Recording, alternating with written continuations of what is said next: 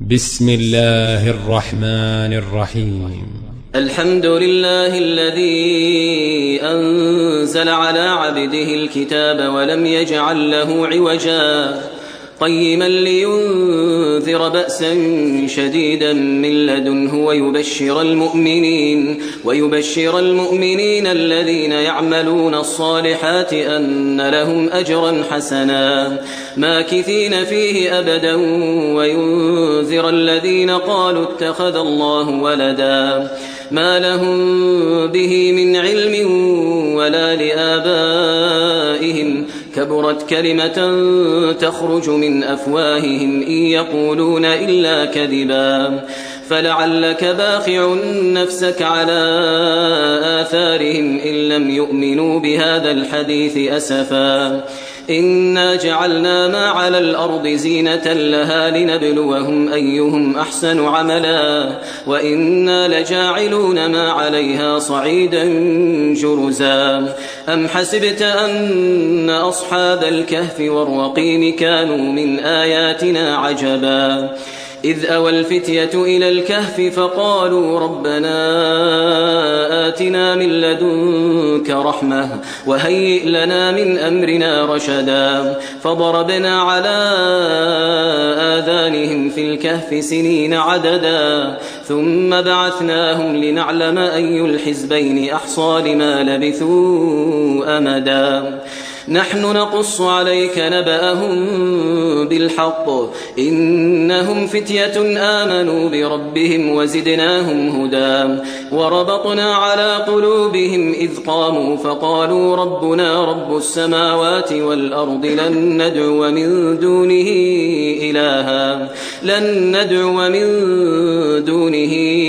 إلها لقد قلنا إذا شططا هؤلاء قومنا اتخذوا من دونه آلهة لولا يأتون عليهم بسلطان بين فمن أظلم ممن افترى على الله كذبا وإذ اعتزلتموهم وما يعبدون إلا الله فأووا إلى الكهف ينشر لكم ربكم من رحمته ويهيئ لكم من أمركم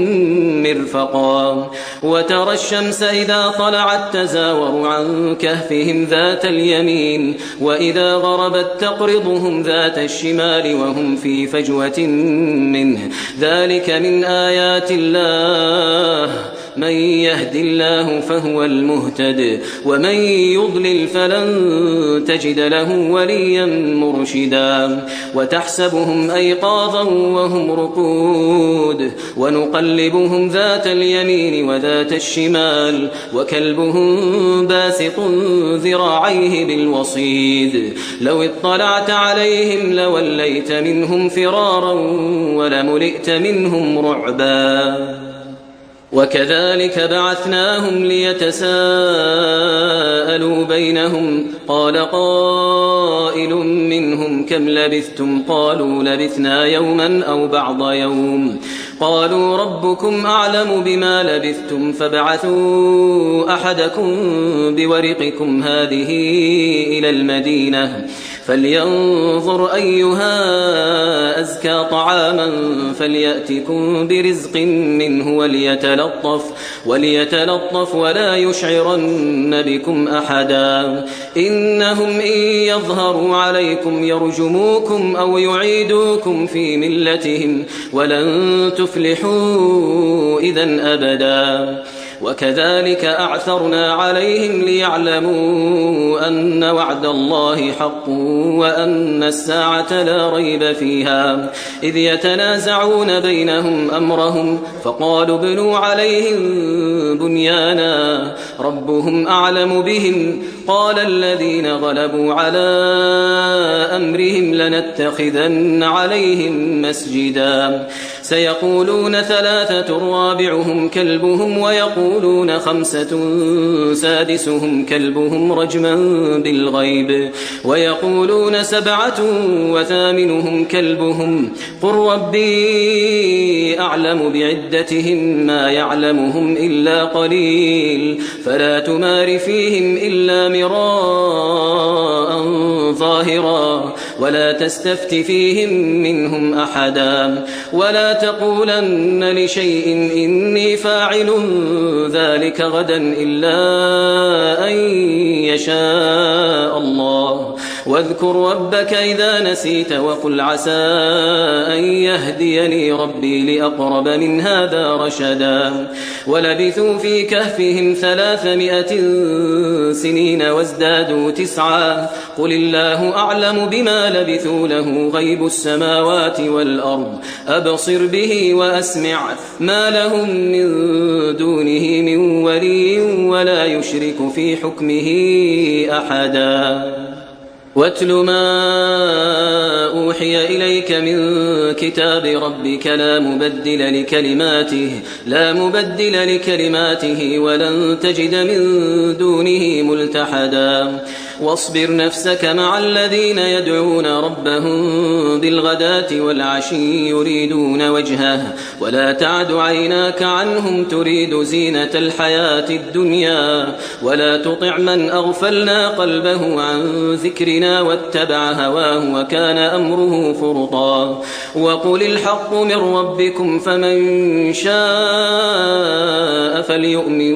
ومن شاء فليكفر إنا أعتدنا للظالمين نارا أحاط بهم سرادقها وإن يستغيثوا يغاثوا بماء كالمهل يشوي الوجوه بئس الشراب وساءت مرتفقا إن الذين آمنوا وعملوا الصالحات إنا لا نضيع أجر من أحسن عملا أولئك لهم جنات عدن تجري من تحتهم الأنهار يحلون فيها من أساور من ذهب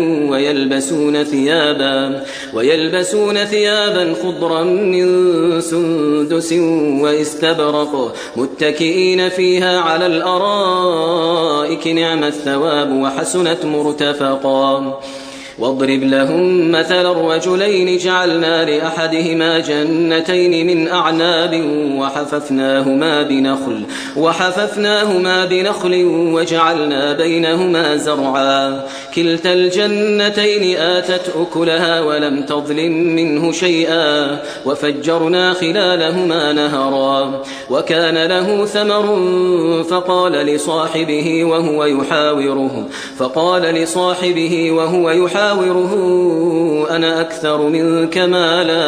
أنا أكثر منك مالا وأعز نفرا ودخل جنته وهو ظالم لنفسه قال ما أظن أن تبيد هذه أبدا وما أظن الساعة قائمة ولئن رددت إلى ربي لأجدن خيرا منها منقلبا قال له صاحبه وهو يحاوره أكفرت بالذي خلقك من تراب ثم من نطفة ثم سواك رجلا لكن هو الله ربي ولا أشرك بربي أحدا ولولا إذ دخلت جنتك قلت ما شاء الله لا قوة إلا بالله إن ترني أنا أقل منك مالا وولدا فعسى ربي أن يؤتيني خيرا من جنتك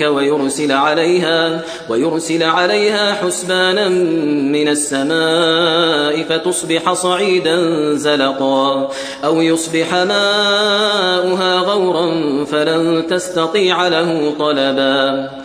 وأحيط بثمره فأصبح يقلب كفيه على ما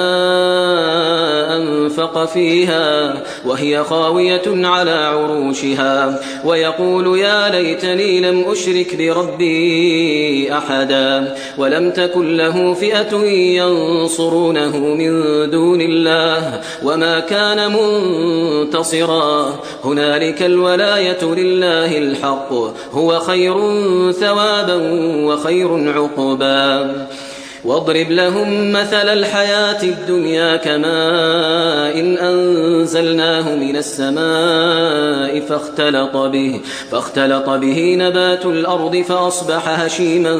تذروه الرياح وكان الله على كل شيء مقتدرا. المال والبنون زينة الحياة الدنيا والباقيات الصالحات خير عند ربك ثوابا وخير أملا. ويوم نسير الجبال وترى الأرض بارزة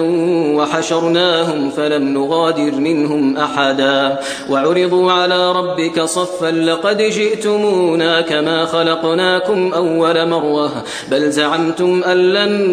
نجعل لكم موعدا. ووضع الكتاب فترى المجرمين مشفقين مما فيه ويقولون يا ويلتنا ما لهذا الكتاب لا يغادر صغيرة ولا كبيرة إلا أحصاها ووجدوا ما عملوا حاضرا ولا يظلم ربك أحدا. وإذ قلنا للملائكة اسجدوا لآدم فسجدوا إلا إبليس كان من الجن ففسق عن أمر ربه أفتتخذونه وذريته أولياء من دوني وهم لكم عدو بئس للظالمين بدلا. ما أشهدتهم خلق السماوات والأرض ولا خلق أنفسهم وما كنت متخذ المضلين عضدا. ويوم يقول نادوا شركائي الذين زعمتم فدعوهم فلم يستجيبوا لهم وجعلنا بينهم موبقا. ورأى المجرمون النار فظنوا أنهم مواقعوها ولم يجدوا عنها مصرفا. ولقد صرفنا في هذا القرآن للناس من كل مثل وكان الإنسان أكثر شيء جدلا. وما منع الناس أن يؤمنوا إذ جاءهم الهدى ويستغفروا ربهم إلا أن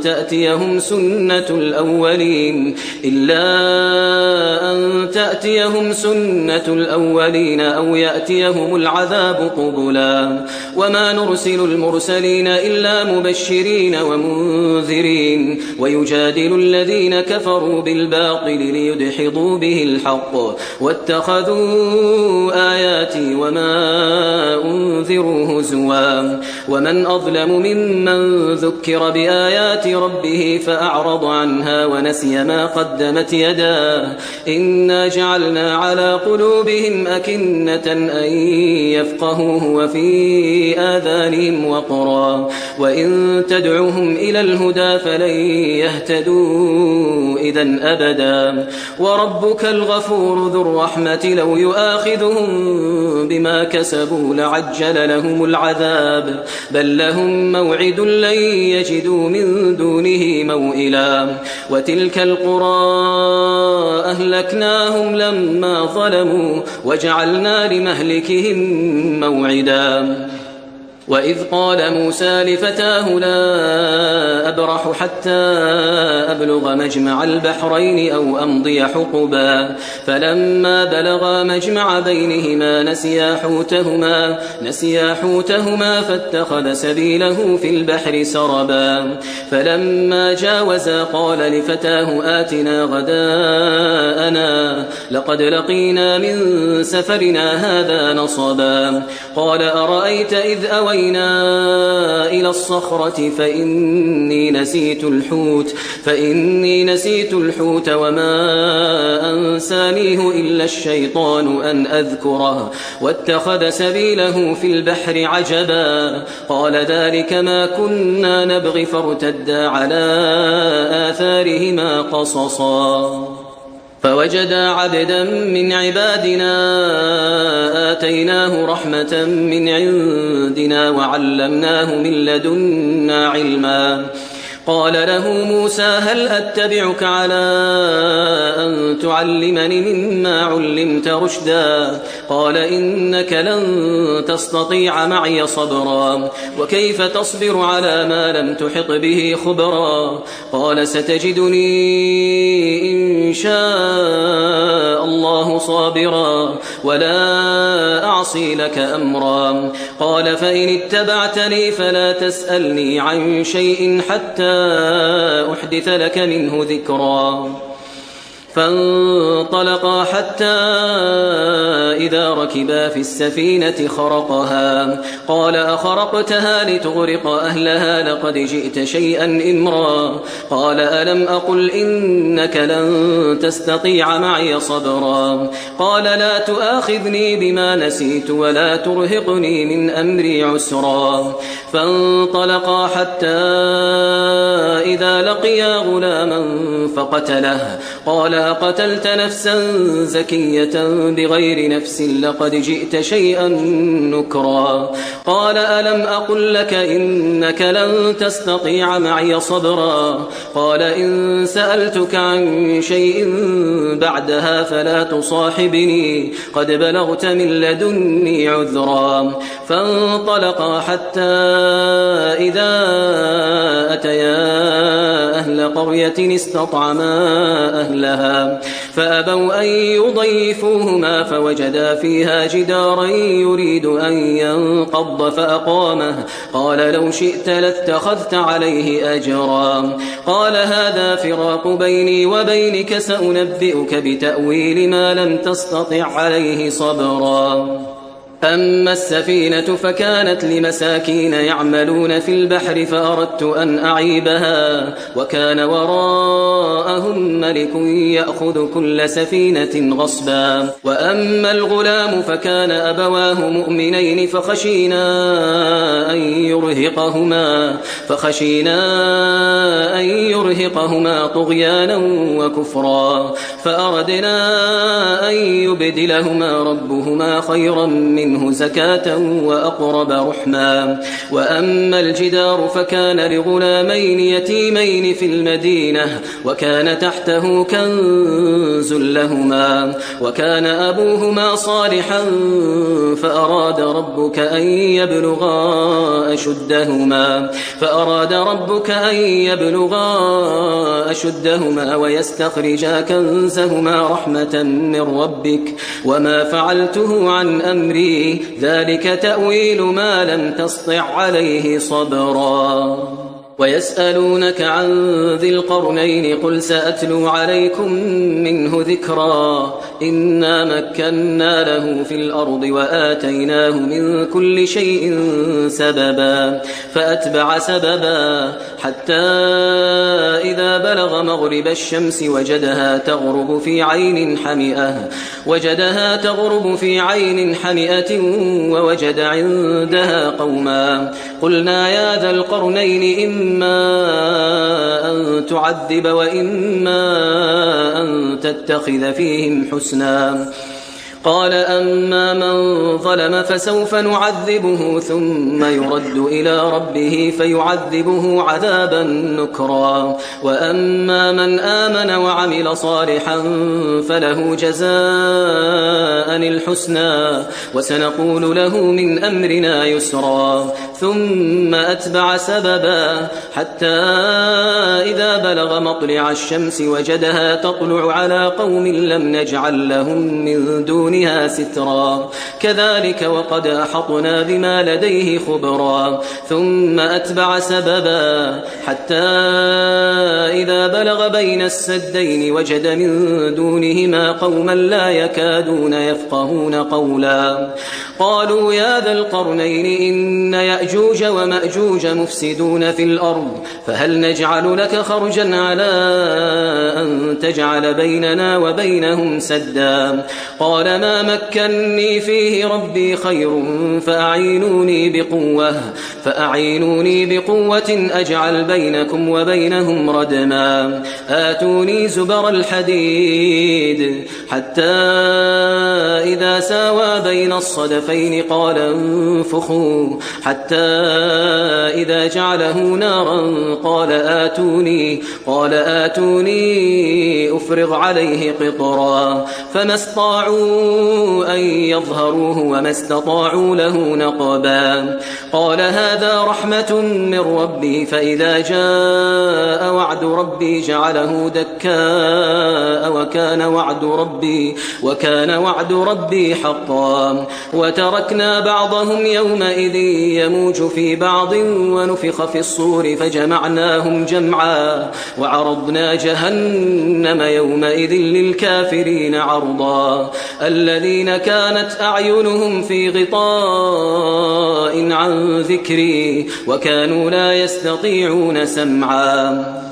أفحسب الذين كفروا أن يتخذوا عبادي من دوني أولياء إنا أعتدنا جهنم للكافرين نزلا قل هل ننبئكم بالأخسرين أعمالا الذين ضل سعيهم في الحياة الدنيا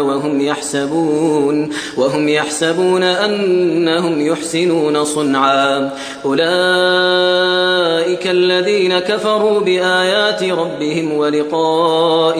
ولقائه فحبطت أعمالهم فلا نقيم لهم يوم القيامة وزنا ذلك جزاؤهم جهنم بما كفروا واتخذوا آياتي ورسلي هزوا إن الذين آمنوا وعملوا الصالحات كانت لهم جنات الفردوس نزلا خالدين فيها لا يبغون عنها حولا قل لو كان البحر مدادا لكلمات ربي لنفد البحر قبل أن